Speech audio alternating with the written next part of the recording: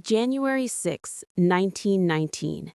Theodore Roosevelt dies peacefully in his sleep at Sagamore Hill, his beloved home in Oyster Bay, New York. He is 60 years old. The nation mourns. Flags fly at half-mast. Newspapers devote entire editions to chronicling his extraordinary life. He will be remembered as a trust buster, a conservationist, a rough rider, a president whose face will be carved into Mount Rushmore alongside Washington, Jefferson, and Lincoln. But what does empire building really cost? The wife he erased from history, the brother he destroyed, the nations he manipulated, the daughter who never forgave him. This is the final chapter, the reckoning with the ghosts Theodore Roosevelt carried to his grave and the echoes of his ruthless ambition that still shape America today. To understand Theodore Roosevelt's final years, you must understand what was breaking inside him.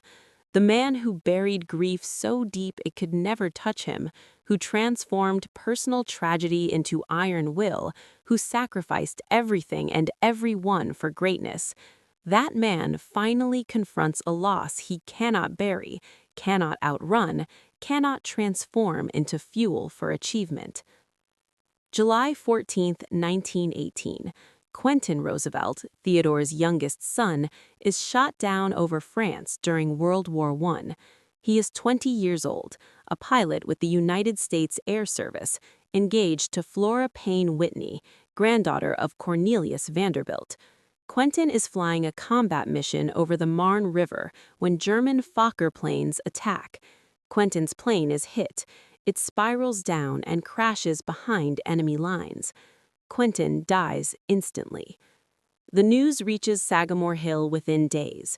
Theodore is having lunch with Albert Shaw when the confirmation arrives. Shaw tries to offer hope, suggesting the reports might be wrong. Theodore cuts him off. "No," he says quietly, "Quentin's dead. Quentin's dead." Those who know Theodore well understand immediately that something has broken. Quentin was always his favorite child, though Theodore tried not to show it. Quentin had his father's energy, his charm, his love of adventure without the driven intensity that made Theodore so exhausting to be around. Quentin could make his father laugh in ways the other children could not. Of all his sons, Quentin most resembled the boy Theodore had been before asthma and tragedy hardened him into something relentless. Now Quentin is gone, killed in a war Theodore had actively promoted, championed, demanded America enter. Theodore had criticized President Woodrow Wilson for keeping the United States neutral too long. Theodore had offered to raise a volunteer division and lead it to France himself, though he was nearly 60 years old. Wilson refused, and Theodore sent his 4 sons instead: Theodore Jr., Kermit, Archie, and Quentin. All 4 volunteered. Theodore was proud. This was how Roosevelt men served their country. But now one of those sons is dead, and Theodore cannot transform this grief into achievement. He cannot bury it like he buried Alice Lee's memory. He cannot weaponize it like he weaponized Eliot's destruction. Quentin's death is different. It breaks something in Theodore that all his will cannot repair. Friends who visit Sagamore Hill in the months after Quentin's death report that the famous Roosevelt exuberance is gone. The boundless energy has faded. Theodore still goes through the motions, writing articles, planning political comebacks, meeting with visitors, but the light behind his eyes has dimmed. An acquaintance notes that the old exuberance was gone and the boy in him had died. Edith, Theodore's wife, watches her husband deteriorate. She knows Quentin's death has destroyed him in ways nothing else ever could. Years later, she will say that losing Quentin took the fight out of Theodore, that grief over his youngest son was what finally killed him. But Quentin's ghost is not the only one haunting Theodore Roosevelt in his final months. There is Alice Lee, the wife whose name Theodore could never speak, whose photographs he removed, whose memory he buried so deep that even his daughter Alice never learned about her mother from him. 34 years have passed from that terrible Valentine's Day, but the wound has never healed. Theodore remarried, had 5 more children, built a magnificent career. Yet in private moments, those close to him see a sadness flash across his face, a vulnerability quickly masked but unmistakable. There is Elliot, the brother Theodore destroyed to protect his political ambitions. 24 years have passed since Elliot died alone at 34, branded insane by his own family, separated from his children, his reputation shattered beyond repair.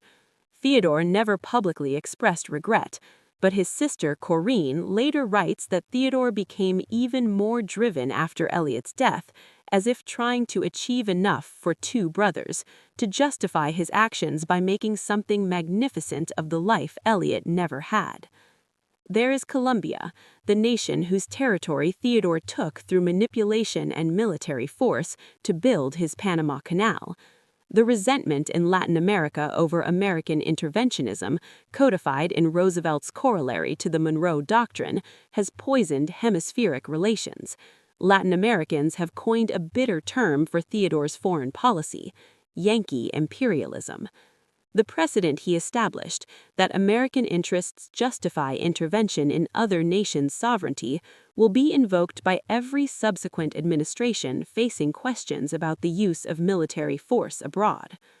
There is daughter Alice, now Alice Roosevelt Longworth, married to Speaker of the House Nicholas Longworth, but still seeking the attention Theodore could never fully give. At 34 years old, Alice has spent her entire life trying to force her father to see her, acknowledge her, love her without the shadow of grief that Alice Lee's death cast over their relationship. Even now, Alice feels slightly apart from the real Roosevelt family, always the reminder of tragedy, never fully belonging. All these ghosts gather around Theodore Roosevelt in his final months. In November 1918, Theodore is hospitalized with inflammatory rheumatism. He spends weeks in treatment, in pain, his health deteriorating. When visitors ask about his condition, Theodore's reply is a vigorous bully, his famous expression of enthusiasm. But those close to him see through the bravado. The bull moose is dying. Republican leaders approached Theodore about running for president again in 1920. For years, this prospect had excited him, the idea of returning to the White House, of completing his unfinished agenda, of cementing his legacy had driven much of his activity since leaving office in 1909. But now, with Quentin dead and his own health failing, Theodore declines. Since Quentin's death, he admits, the world seems to have shut down upon me. On the evening of January 5, 1919, Theodore is at Sagamore Hill working on an article from Metropolitan magazine criticizing President Wilson. He experiences breathing problems but insists he is fine. He goes to bed around 11. Edith, worried, checks on him around midnight. She finds him resting comfortably. At 4 in the morning on January 6th, Edith awakes and checks on Theodore again. She finds him not breathing. A blood clot has reached his heart. Theodore Roosevelt has died in his sleep at age 60. Vice President Thomas Marshall, upon hearing the news, makes a famous observation. Death had to take Roosevelt sleeping, for if he had been awake, there would have been a fight. The nation mourns. Flags fly at half-mast. Newspapers devote entire editions to chronicling his extraordinary life. He will be remembered as a visionary, a reformer, a builder of modern America. The controversies, Panama, the Roosevelt corollary, the brother destroyed, the wife's memory buried, are mentioned briefly, if at all. Theodore Roosevelt is buried in Young's Memorial Cemetery in Oyster Bay. The funeral is simple, as he requested. Family and close friends attend. Alice comes, her face a mask of composure, her emotions, as always, kept carefully hidden. She has lost her father, but she lost him long before this day, lost him on Valentine's Day 1884, when he could not bear to look at the infant who reminded him of unbearable grief.